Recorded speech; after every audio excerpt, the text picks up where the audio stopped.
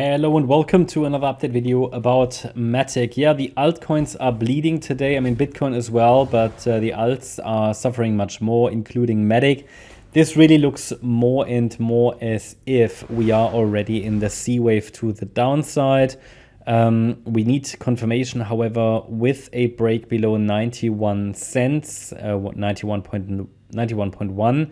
Then we can confirm that the C wave to the downside is unfolding. If that's the case in this white count, then the end of the C wave could be an interesting entry point. I don't have a very clear microstructure, however, of that decline here. Absolutely not. Okay, so I am not entirely sure what this is. I therefore keep the door open for basically still a higher B wave. I would still like to see that, to be honest. I mean, from a wave count point of view and structural point of view, it would also put MATIC into a much healthier position if that B wave there was strong. So if the B wave is strong, instead of just something shallow like this, then yeah, it would put the chart into a much better position. Why? Because then in this C wave to the downside, which is needed to complete the wave 2 correction, the price has a lower risk of actually breaking support. The idea is at the moment that this move down was an A wave. Then the move up could be already a finished B wave, or it extends into a larger B wave. And then the C wave to the downside could still follow and should still follow in the white count.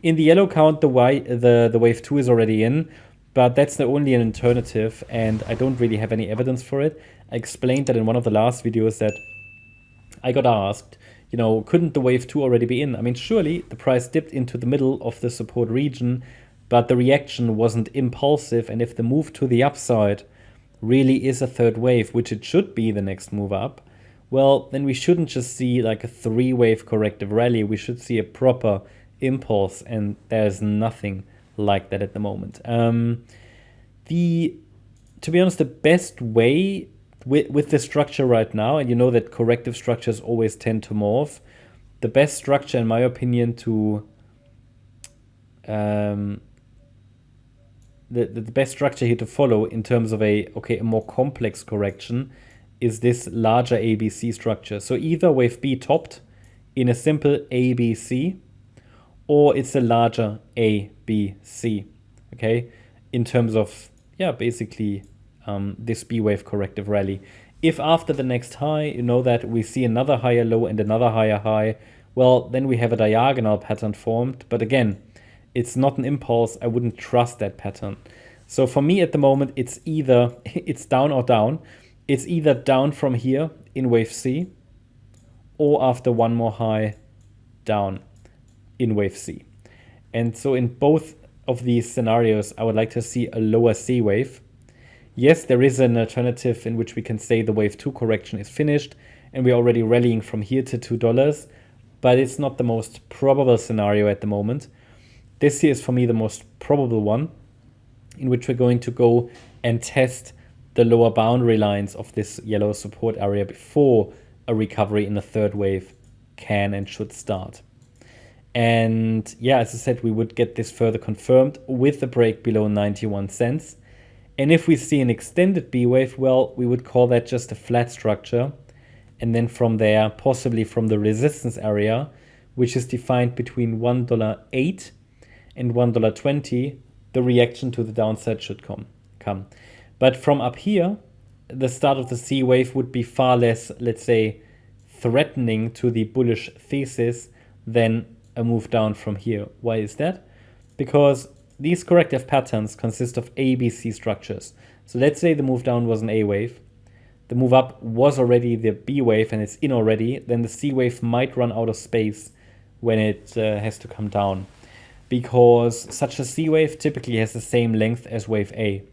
Now, if I measure it from where we started the A wave currently and add that length to the top of the B wave, the way I've labeled it, then I think we're going to end just slightly below support. Yeah, basically 76.5 cents. Whereas the support area ends at 78. pretty much 78.5. Now, it's absolutely possible that we get a wick below the support area. There's also no need to come down to that 100% extension level, but it's very common.